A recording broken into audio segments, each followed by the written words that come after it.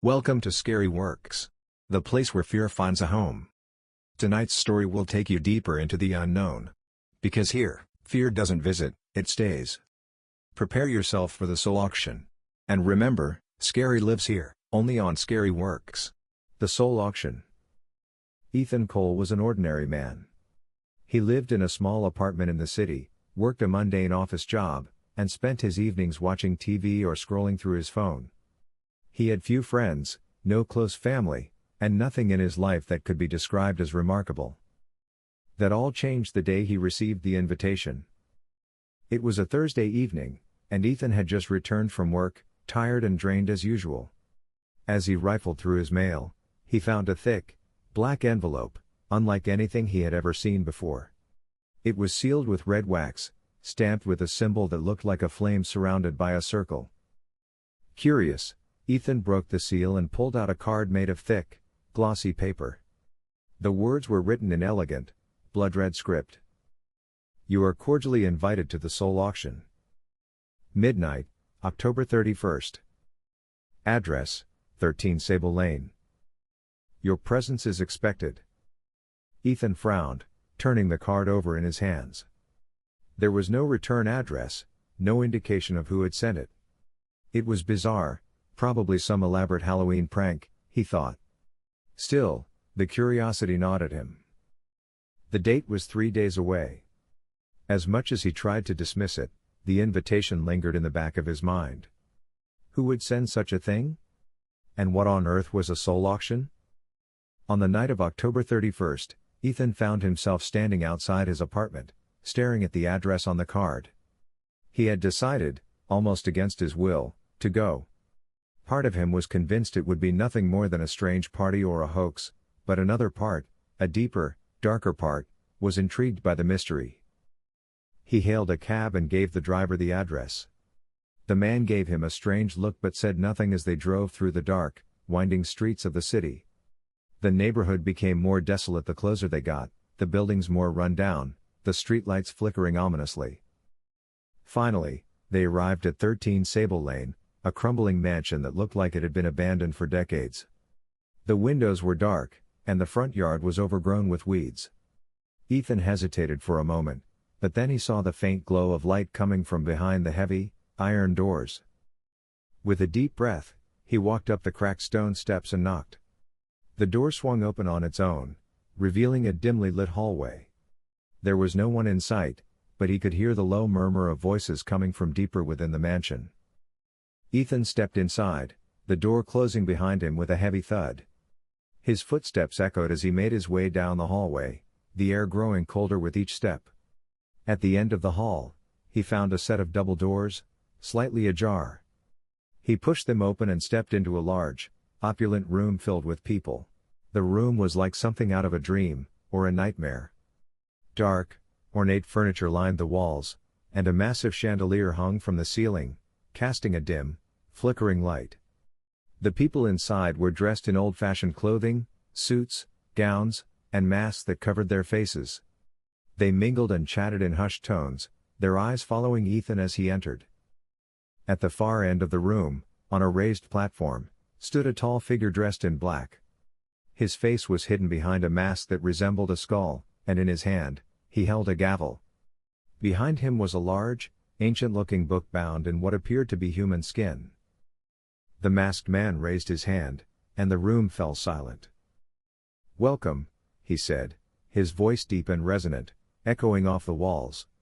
"Tonight, we gather for the soul auction, where the most valuable currency of all is traded, the human soul." Ethan's heart began to race. He wanted to leave, to run back through the door and never look back, but his feet remained rooted to the spot. Something held him there, something dark and powerful. The masked man continued, "For centuries, this auction has taken place in secret, and tonight, we have a rare and precious soul to offer. A soul full of potential, with a future yet unwritten." He paused, his gaze sweeping over the crowd. "Let the bidding begin." A chill ran down Ethan's spine as he realized what was happening. This wasn't a joke, and it wasn't a party. It was real. Somehow, impossibly, He had stumbled into a place where souls were bought and sold, and the next one on the block was his. "Who will open the bidding?" the auctioneer asked, his voice dripping with anticipation. A figure in the crowd raised a gloved hand. 10,000, a woman's voice called out. 15,000, came another voice from the back of the room. The numbers climbed higher and higher, the bids coming in quick succession. Ethan's mind reeled. Who were these people? What did they want with his soul? 50,000, a man in a silver mask offered, his voice smooth and confident. The auctioneer's eyes gleamed behind his mask. 50,000. Do I hear 60? Ethan's pulse thundered in his ears as the numbers continued to rise. He didn't understand how this was possible, how his very essence could be up for sale, but the fear that gripped him was all too real. Finally, the bidding slowed. The room grew quiet as the auctioneer looked around, his gaze landing on a figure standing in the shadows at the back of the room. "Any further bids?" he asked, his tone almost teasing. For a moment, there was silence. Then, the figure in the shadows stepped forward, revealing a tall man dressed in a dark, flowing robe. His face was obscured by a hood, but Ethan could feel the weight of his gaze. 1,000,000, the man said, his voice like ice. A collective gasp rippled through the room. The other bidders fell silent, clearly unwilling to challenge the offer. The auctioneer nodded, a slow, satisfied smile spreading across his face. 1,000,000, he repeated, his voice ringing out in the stillness. Going once, going twice. Wait! Ethan shouted, finding his voice at last. You can't do this. I don't consent to this. The auctioneer paused, tilting his head as if considering Ethan's words. Then he chuckled, a low, sinister sound that sent shivers down Ethan's spine. Consent? He asked mockingly. My dear boy, your presence here is all the consent we need. You were invited, and you came willingly. The auction is binding. Before Ethan could protest further, the gavel came down with a loud crack. Sold. The auctioneer declared. To the gentleman in the back. The room erupted in applause, the sound echoing off the walls like the tolling of a death knell. Ethan stood frozen in place, his mind a whirl of terror and disbelief. The man in the dark robe began to move toward him, gliding across the floor like a shadow. As the robed figure approached, the other guests stepped aside, their masked faces watching with a mixture of reverence and fear. Ethan's heart pounded in his chest, every instinct screaming at him to run, but he couldn't move. It was as if some unseen force held him in place, paralyzing him with dread. The man stopped in front of Ethan, his hooded face still hidden in shadow. For a moment, he said nothing, simply observing Ethan with an air of quiet menace.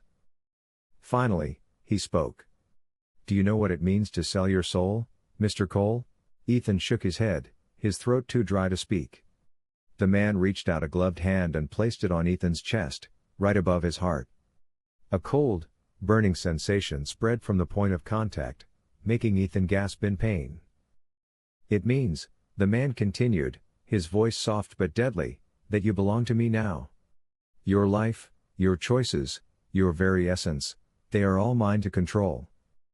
The pain intensified, and Ethan felt as though his soul was being torn from his body, like a piece of fabric being ripped apart. He tried to scream, but no sound came out. The room around him blurred, and he could barely make out the figures of the guests, who continued to watch in eerie silence.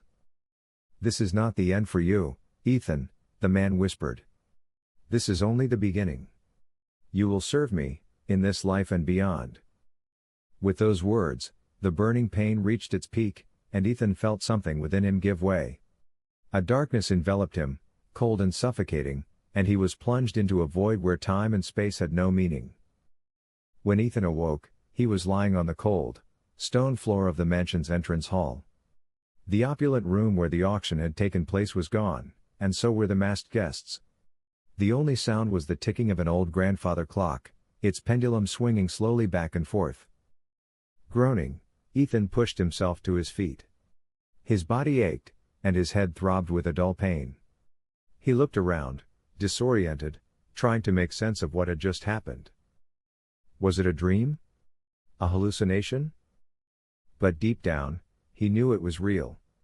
The memory of the robed man's touch still lingered, a cold, searing mark on his soul. He could feel. The story may end here. But the fear? That stays with you. Remember, the next time you're alone. Sometimes, the scariest stories are the ones we can't escape. Until next time, stay alert.